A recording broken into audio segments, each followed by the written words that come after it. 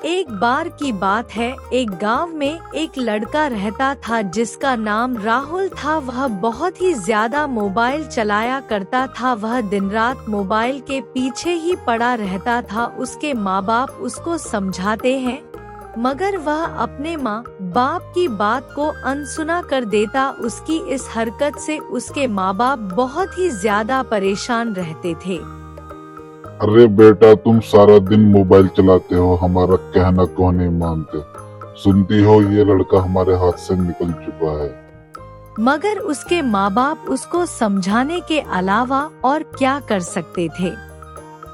ऐसे ही उसके दिन कट रहे थे। वह मोबाइल में रहता और अपना खाना पीना भी छोड़े रहता।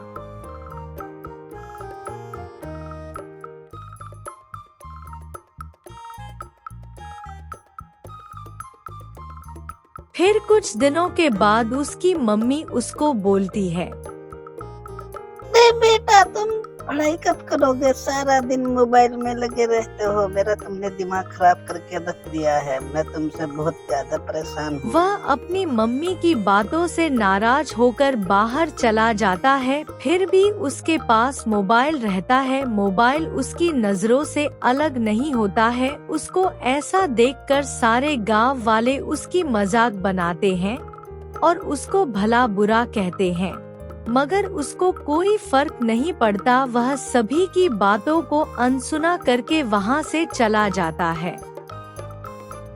बेटा, तुम इस लड़के से दूर रहना। ये लड़का बहुत ही खराब है। समझा देती हूँ मैं तुमको। वह मोबाइल में इतना मगन था, उसे चलते चलते पता ही नहीं चला वह कब जंगल के अंदर चला गया। जंगल बहुत ही ज्यादा डरावना था और जंगल के अंदर रास्ते में एक बड़ा सा गड्ढा था जिसमें वह जाकर गिर जाता है। मोबाइल की वजह से वह उसे गड्ढे के अंदर गिर जाता है। वहाँ गिरने के बाद वह बहुत ही ज्यादा रोता है और चिल्लाता है और अपने मम्मी पापा को आवाज लगाता है। ओ, ओ, मम्मी, मुझे बचा लो। मैं अपना मोबाइल नहीं चलाऊंगा। मम्मी, प्लीज मुझे बचा लो। उसकी बात वहाँ पर सुनने वाला कोई न था। उसका रो रो का बुरा हाल था और उसकी इसी तरह से पूरी रात कट जाती है। सुबह होने पर वहाँ से एक आदमी गुजरता है जो कि फकीर था। वह उसकी आवाज सुनकर उस गड्ढे के पास आता है और उसे लड़के से मालूम करने लगता है। अरे बेटा, कौन हो तुम और यहाँ पर कैसे गिर गए हो?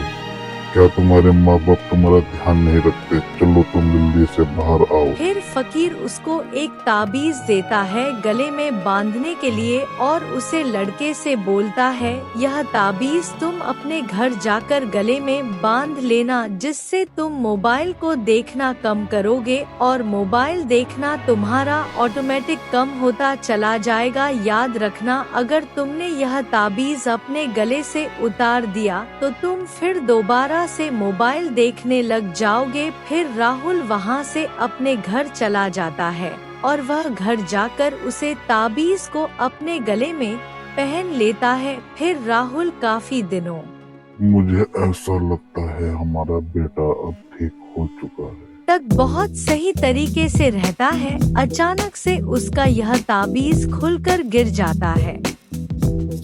अरे मेरा ताबीज तो गिर गया है। कहीं मैं फिर से मोबाइल न चलाने लग जाऊं, फिर से मैं अपने माँ बाप को परेशान न करने लग जाऊं। ताबीज खुलने के बाद राहुल को कुछ नहीं होता, क्योंकि वह अब बिल्कुल ठीक हो चुका था। वह समझ चुका था कि मोबाइल देखना अच्छी बात नहीं होती। मोबाइल अगर देखना है तो मोबाइल का एक टाइम होता है। अब वह इस तरह से मोबाइल को टाइम निकाल कर देखता और सही से अपने माँ बाप की बात को भी सुनता है। मम्मी, मैं अब से मोबाइल नहीं चलाऊंगा। प्लीज मुझे माफ कर दीजिए। मैं अब ठीक रहूंगा। आप आगे से कोई भी मेरी शिकायत नहीं सुनोगे। पापा, आप भी मुझे माफ कर दीजिए प्लीज। पापा जी।